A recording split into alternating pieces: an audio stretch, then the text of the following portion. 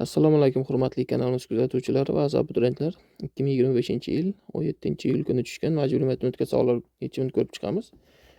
Videoni boshlashdan oldin videoga like bosishni va menga obuna bo'lib qo'yishni unutmang. Demak, bizda dastlab birinchi misol.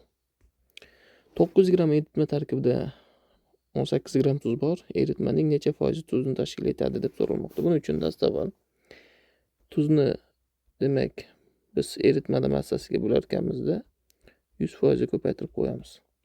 Endi bu yerda tuzning massasi 18 gramm, eritmamiz 900 gramm, ko'paygan 100%. Bu yerdan ikkita nollarni qisqartirib yuborsak, shunchaki 18 9 ga bo'lib qo'yamiz. Natijamiz 2%. Bu ajobda keltirilgan. Endi ikkinchi misolimizda tarozining bir pallasida 12 ta bir xil og'irlikdagi ega olmalar bor. Demak, olmalar biz uchun x ga teng. Ikkinchi pallasida esa ikkita bir xil og'irlikka ega bo'lgan handalak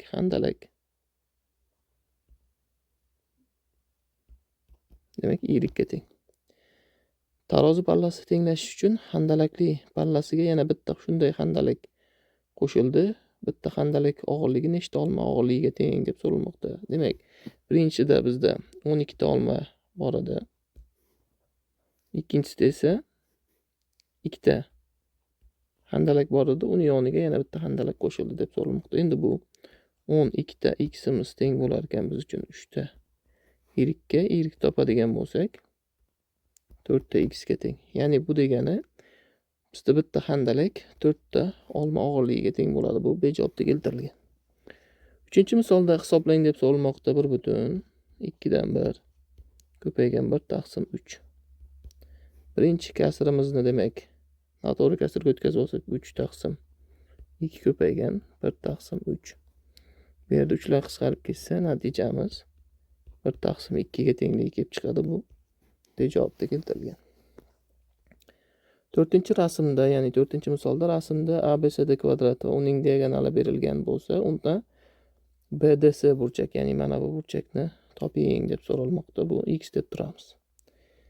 Xo'p, endi bu yerdan bu ikkita tomonimiz teng kvadrat ekanligidan mana bu bizga x ligi hosil bo'ladi. Mana bu biz uchun 90 gradus. Natijada ikkita x qo'shilgan 90 gradus biz uchun 180 gradusga tengligidan, ya'ni uch burchak ichki burchaklar yig'indisi ikkita x topadigan bo'lsak, 180 dan 90 ayiramiz 90 ga teng. Natijada x topishimiz uchun 90 ni bo'lamiz 2 ga x teng 45 graduslik hosil bo'ladi. Bu bejobda keltirilgan. Beshinchi misolimiz 3 ta to'g'ri chiziq ko'pi bilan nechta nuqtada kesishadi deb so'ralmoqda.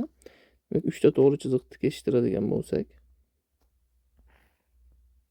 ko'pi bilan demak 3 ta to'g'ri chiziqni keshish mumkin ekan. Bu C javobda keltirilgan. 6-misolda 4 soatning 5 dan 1 qismiga mos keluvchi javobni toping deb so'ralmoqda. Buning uchun 4 soatni ko'paytiramiz 5 dan 1 ga. Bu 4 taqsim 5 ni beradi. 4 ni 5 ga bo'ladigan bo'lsak 0,8 soatni berar ekan. Bu C javobda berilgan. 7-misolga yetib keldik. Bizdan quyidagi rasmda AOB 40 gradus bo'lsa, demak EOF burchagimiz mana bu burchak va BOY mana bu burchaklar yig'indisini toping deb so'ralmoqda. Demak, biz bu vertikal burchakligidan mana bu 40 bo'lsa, demak mana bu burchagimiz ham 40 gradusga tengligi hosil bo'ladi. Natijada BOY burchakni topadigan bo'lsak, biz ikkovi qo'shni ekanligidan 140 gradusligi hosil bo'lar ekan. BOY burchagimiz qo'shni burchaklar yig'indisi, ya'ni 180 gradusga teng edi. Endi burchak EOF qo'shilgan burchak BOY teng bo'lar ekan. EOF burchagimiz 40 gradus, BOY burchagimiz esa 140 gradus. Ikkovini qo'shadigan bo'lsak 180 gradusga kelib qoladi. Bu C javobda berilgan. Kitob javonida 18 qator bor. va kitoblar kamayish tartibida joylashtirilgan. Eng yuqoridagi javonda 12 ta kitob bo'lsa va eng ko'pi bilan shu qator bo'lsa, javobda jami kitoblar sonini aniqlang javondagi deb so'ralmoqda.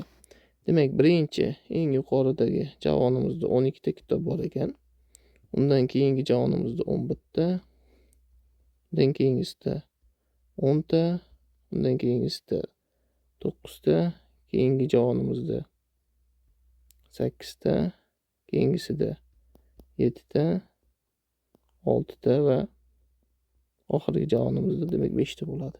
Buning uchun 12, 11, 10, 9, 8, 7, 6 va 5 sonlarni jami qo'shib chiqishimiz kerak ekan. Bu sonlarni qo'shadigan bo'lsak, jami 68 ta kitob bo'lar ekan javonda. 4 ta xatni 4 ta turli konvertga necha xil usulda joylashish mumkin deb so'ralmoqda. Buni P, N formuladan foydalanamiz, ya'ni N faktorial. Ya'ni N faktorial degani biz uchun aynan mana shu birdan boshlab N gacha sonlar ko'paytmasini beradi. Ya'ni biz uchun 4 ta xat bo'lganligi uchun 4 faktorial bo'ladi. Bu birdan boshlab 4 gacha sonlar ko'paytmas.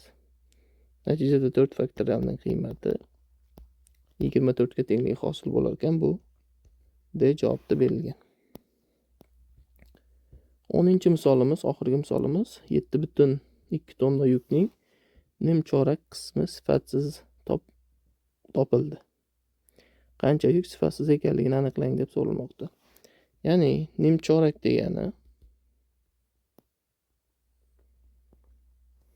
bu biz uchun ana shu qismning demak 8 dan 1 degani ekan. Mana bu qism desak olsak bo'ladi, ya'ni 8 dan 1 qismi.